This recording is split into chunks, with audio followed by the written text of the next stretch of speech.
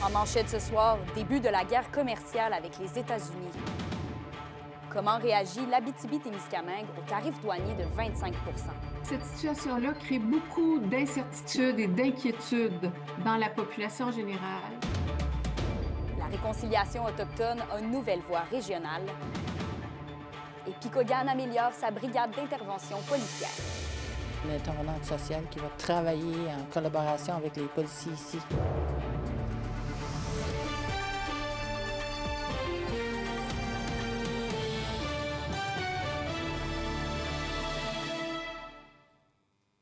Now, it's not in my habit to agree with the Wall Street Journal, but Donald, they point out that even though you're a very smart guy, this is a very dumb thing to do. Bonsoir tout le monde.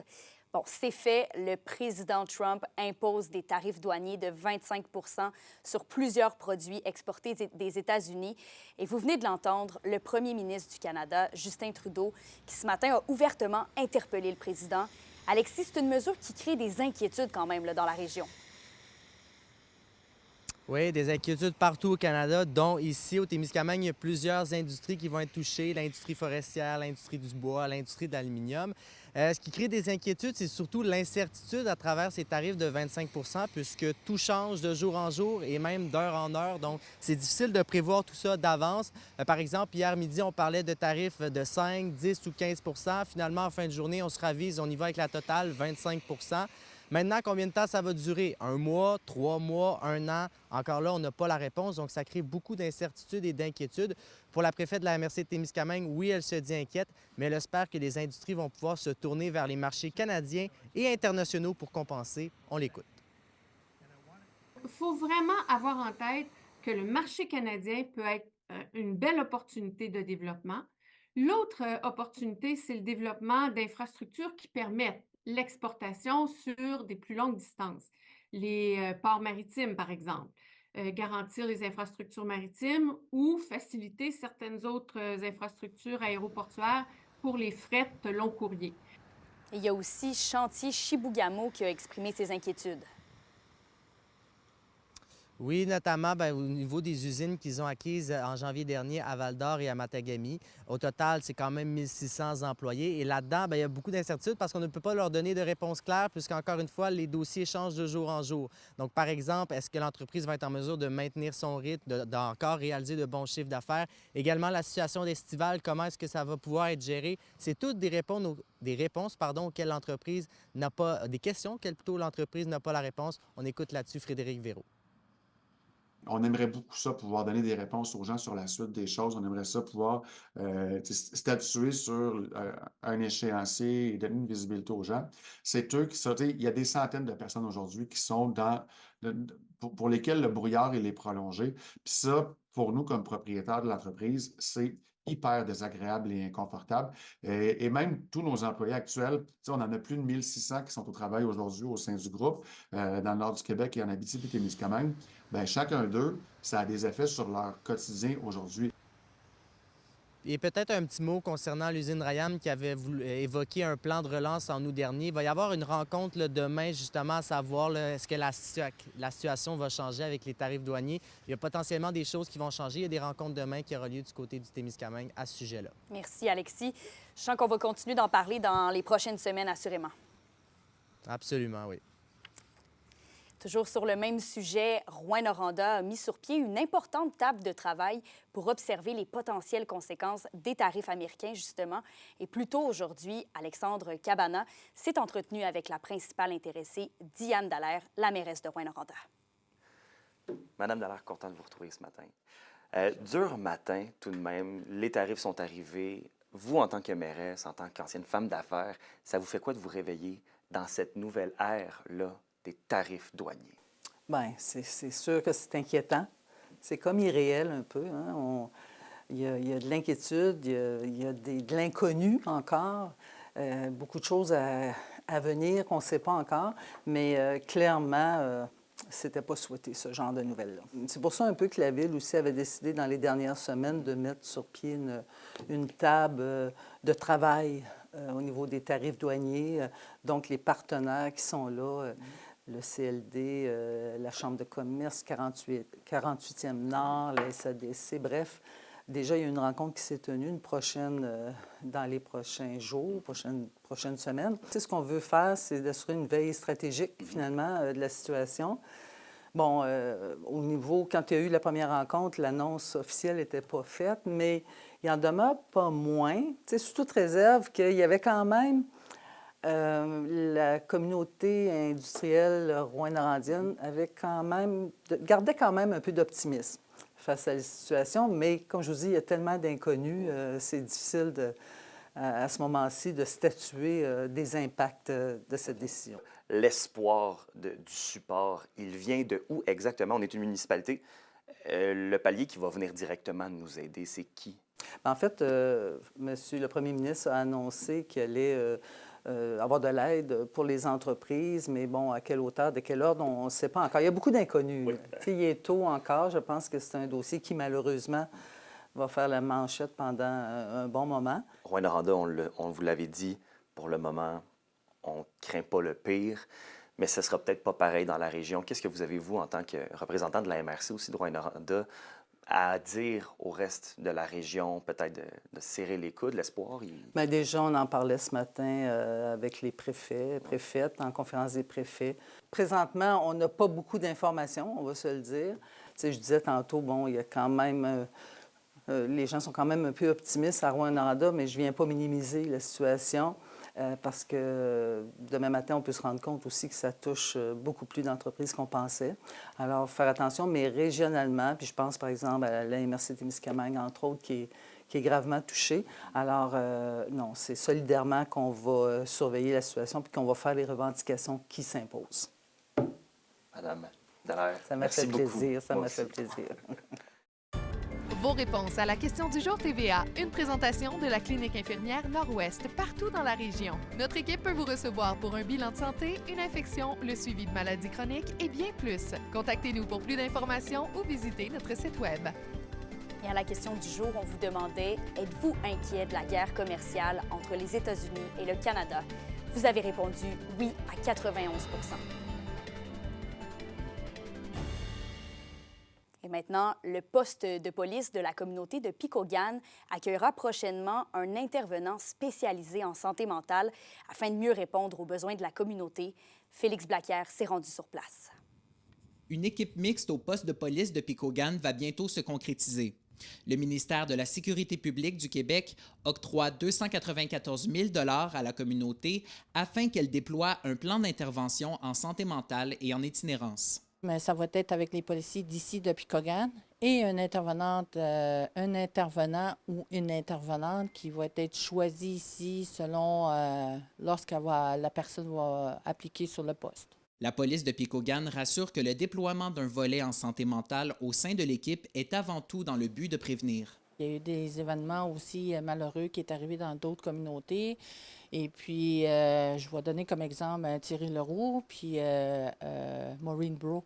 Je pense que c'est important aujourd'hui de faire des interventions au niveau de la santé mentale avec une intervenante sociale pour justement appuyer aussi l'intervention des policiers. Mais la chef de police de la communauté, Annick Wild, admet tout de même que le besoin pour une telle expertise était imminent. Bien, on a plusieurs interventions concernant la santé mentale suite à la COVID, suite à ce qui est arrivé. Bien, il y a beaucoup d'appels par rapport à la santé mentale. Et aussi justement pour soutenir les policiers au niveau des interventions en matière de santé mentale, mais c'est un plus pour nous. Le Conseil de la Première Nation Abitibi-Winnie, pour sa part, se réjouit du projet. Non, on est très content d'avoir cette entente-là, d'avoir une nouvelle ressource justement pour assister nos corps policiers quand c'est le temps d'intervenir envers la population qui est un petit peu plus vulnérable. On est très content de cette entente-là, nous autres. Le service de police de Pikogane affichera bientôt le poste et espère ainsi qu'un intervenant pourra se joindre à l'équipe aussitôt que possible. Félix Blaquière, RNC Nouvelles, Pikogane.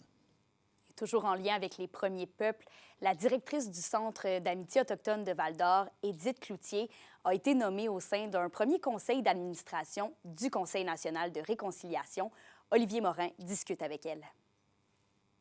Celle qui est actuellement directrice générale du Centre d'amitié autochtone de Val-d'Or s'est vue attribuer une place au sein du nouveau Conseil national de réconciliation mis en place par le gouvernement du Canada. Rencontrée aujourd'hui, Mme Cloutier nous explique qu'elle se sentait particulièrement interpellée par le mandat du Conseil. Elle nous explique d'ailleurs les grandes lignes. Le mandat du Conseil national de réconciliation, c'est de mesurer le progrès de la réconciliation au Canada et aussi de mettre de l'avant la réconciliation à travers la société canadienne, la société québécoise.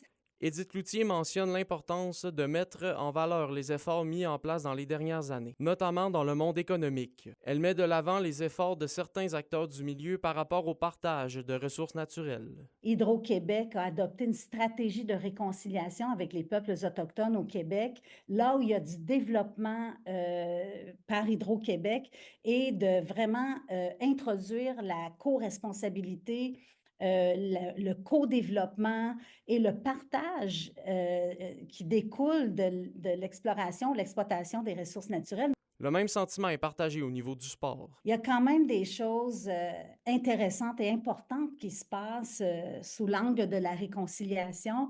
Je vais donner l'exemple dans le sport. À l'échelle de la Ligue nationale de hockey à travers le Canada, les grandes équipes comme Winnipeg ou les Canadiens de Montréal ont introduit maintenant des protocoles de reconnaissance territoriale au début de chaque partie de hockey qui se joue chez eux. Le Conseil sera donc chargé de produire un rapport annuel mettant en lumière les différents efforts qui ont été faits au cours de l'année. Ce dernier sera présenté au gouvernement fédéral en place qui sera chargé de prendre action. En fin de rencontre, Mme Cloutier mentionne qu'il est important dans le contexte actuel de miser sur les efforts positifs qui ont été posés en termes de réconciliation. Olivier Morin, RNC Nouvelles, Rouyn-Noranda. On va maintenant parler d'alarmes d'incendie, puisque la ville de Rouyn-Noranda déplore que les fausses alarmes représentent chaque année environ 30 des interventions de son service incendie. Et malgré plusieurs campagnes de prévention, la ville estime que ce pourcentage n'a pas bougé depuis 2019. Selon le directeur de la sécurité incendie de la ville de Rouyn-Noranda, les alarmes non fondées monopolisent les ressources qui pourraient être nécessaires ailleurs pour de véritables urgences, mais engendrent aussi des coûts supplémentaires importants pour la municipalité et les contribuables. La ville invite les citoyens à vérifier l'état de leur système d'alarme et de s'assurer que tous les membres du foyer connaissent le code du système. Pas le choix d'intervenir. Actuellement, les orientations ministérielles disent qu'un système d'alarme en fonction, c'est considéré comme un incendie jusqu'à la preuve du contraire. Fait que nous, on se déplace sur les lieux, généralement avec un groupe d'appel. On parle d'une quinzaine de pompiers qui vont se déplacer. Si on parle du citoyen et du résident, comment il peut nous aider, c'est de connaître son code, connaître sa compagnie d'alarme, avoir les informations à proximité. Par la suite, si jamais c'est relié à de la cuisson ou peu importe, à titre préventif, c'est de regarder, voir, ou d'appeler ici au service incendie pour assurer que la localisation est en haut. Son avertisseur de fumée est au bon endroit. Aussi, lors des travaux de construction, on peut recouvrir l'avertisseur de fumée avec un sac de plastique, un élastique pour s'assurer qu'il ne déclenchera pas pour rien. Et toujours à Rouyn-Noranda, la Ville a reçu le mérite Ovation municipale de l'Union municipale du Québec et c'est l'optimisation du service de transport en commun qui a été honorée. Bon, dans les dernières années, les circuits ont été réorganisés et des minibus ont été ajoutés pour mieux desservir des quartiers périphériques, ce qui, selon l'UMQ, favorise l'accès au transport collectif et réduit aussi l'empreinte carbone de la Ville.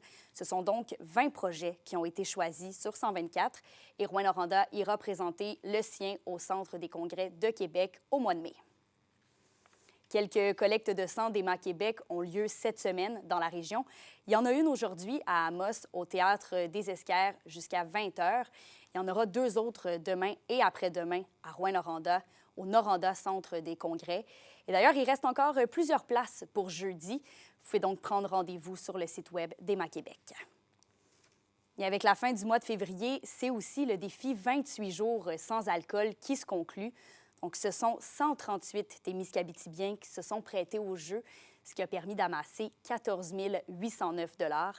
Au Québec, l'initiative a permis d'amasser un grand total quand même de 555 000 $ pour soutenir les activités essentielles de la maison Jean Lapointe. Et en plus d'aider les gens aux prises avec des problèmes de consommation, le défi sert aussi à améliorer les programmes de prévention et d'accompagnement. L'indice boursier minier au TVA Nouvelle 18h est une présentation de GFM Groupe Financier. Dirigeants d'entreprises et particuliers, fiez-vous aux experts de GFM pour vos placements, assurance de personnes et assurance collective. Car pour vous, ils vont au-delà de la finance.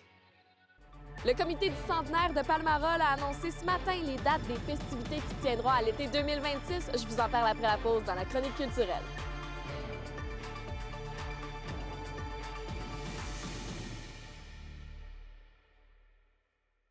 Les SADC de l'Abitibi-Témiscamingue et du nord du Québec vous présentent la bonne nouvelle économique TVA.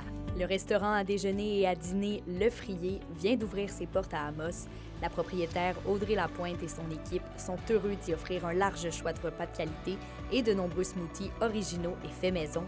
Plus de 600 000 $ ont été investis et une trentaine d'emplois ont été créés.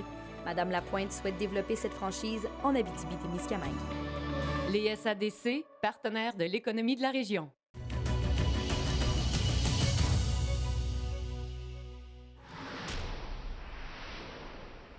Justine, vous étiez du côté de l'Abitibi-Ouest aujourd'hui et les festivités se mettent en place pour le 100e anniversaire de Palmarol. Effectivement, Kémilia, ça va se dérouler du 30 juillet au 2 août 2026. Vous pouvez déjà noter la date à vos calendriers. Mais on n'a pas encore la programmation complète, mais ça devrait suivre dans la prochaine année. L'image emblématique du 100e de Palmarol a aussi été dévoilée ce matin et c'est l'artiste graphiste Marie-Ève Provencher de la Sarre qui a créé ce logo qui représente les 100 ans de Palmarol. Et le président du comité, Jasmin Cameron, est très fier de tout ce qu'ils ont accompli jusqu'à maintenant. C'est un événement qui me tient vraiment à cœur. On a commencé en 2021 à faire des... J'ai commencé à faire des pourparlers, trouver des personnes qui se joignent au comité, puis on a monté ça tranquillement. Puis le comité, on est tout un groupe qui a le sentiment d'appartenance au village quand même assez fort. Donc c'est ça qui nous drive là, pour faire l'activité, puis la réaliser, puis en faire un succès aussi. L'objectif numéro 1, c'est que les gens qui vont venir nous visiter apprennent, redécouvrent ou découvrent Palmarol, puis qui s'aperçoivent que les gens de Palmarol sont toujours aussi chaleureux qu'ils étaient depuis 100 ans. C'est un événement à ne pas manquer pour les citoyens et les anciens citoyens de Palmarol. Et afin d'immortaliser cet événement marquant, le comité du centenaire de Palmarol souhaite réaliser un livre des familles. Alors, si vous avez des photos ou sinon des informations que vous voulez donner sur votre famille, vous avez seulement à aller sur le site web du 100e de Palmarol. Et la municipalité a d'ailleurs annoncé aujourd'hui que les célébrations vont se tenir sous le thème Palmarol d'hier, d'aujourd'hui et de demain. Voici ce que cette citation représente pour le comité. Pour ma part, je trouve qu'il y a un grand respect dans cette thématique-là. Le passé, les gens, les aînés, ceux qui ont fait l'histoire de Palmarol, d'aujourd'hui et de demain. Alors voilà, donc je pense qu'il y a une belle continuité, il y a un mouvement dans cette thématique-là qui est très évocateur. Le comité organisateur travaille très fort actuellement.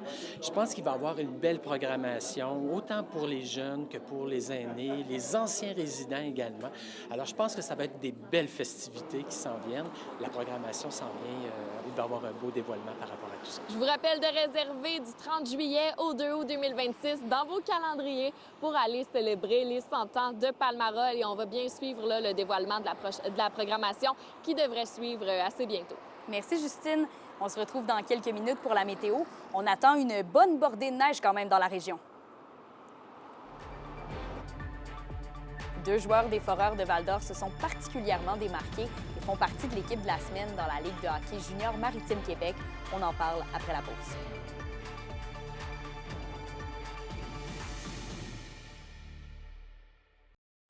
Les sports vous sont présentés par Thibaut Géant, votre concessionnaire de confiance à Rouyn-Noranda, là où qualité et choix se rencontrent.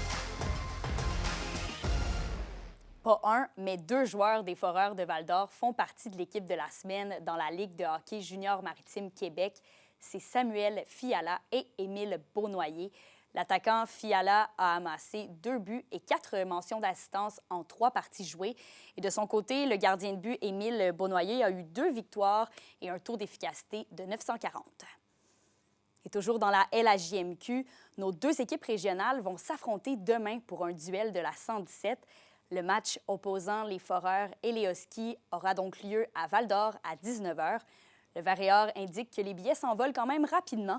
Le prochain rendez-vous entre les 2 équipes est prévu mercredi prochain, mais cette fois-ci du côté de Rouyn-Noranda. Pour une nouvelle importante à nous communiquer, contactez-nous, nouvelles au pluriel @rncmedia.ca, par téléphone au 1-866-463-4636 et notre site web tvaabitibi.ca.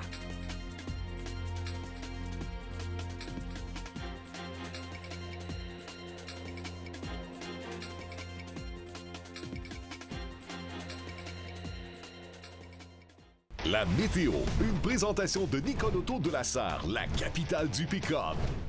Où vous y trouverez toujours le meilleur choix, toujours le meilleur prix. À la météo, Justine, il y a quand même beaucoup de neige qui s'en vient sur le territoire. Ah oui, là, elle va commencer à tomber tranquillement ce soir et cette nuit, mais les flocons vont vraiment se multiplier dès demain matin. On a vraiment des grandes quantités de neige qui s'en viennent en région. Pour ce soir et cette nuit en Abitibi, ce sera nuageux avec un petit peu de neige au cours de la soirée et au cours de la nuit. Et on aura un minimum de -3. Pour le Témiscamingue, on va faire attention sur les routes ce soir parce qu'on va avoir de la neige et même un risque de pluie verglaçante sur le secteur sud au cours de la nuit. C'est au total une accumulation de 2 à 4 cm qu'on va pouvoir compter pour le Témiscamingue ce soir, avec un minimum de -1. Alors, les températures restent tout de même assez chaudes. Demain, si vous pouvez rester à la maison, faites du télétravail parce qu'il va y avoir beaucoup de neige sur les routes. Ça risque de pas être super beau. La chaussée va être glissante et aussi la visibilité risque d'être réduite. Alors, prévoyez vos déplacements si vous le pouvez, si vous êtes obligé de sortir.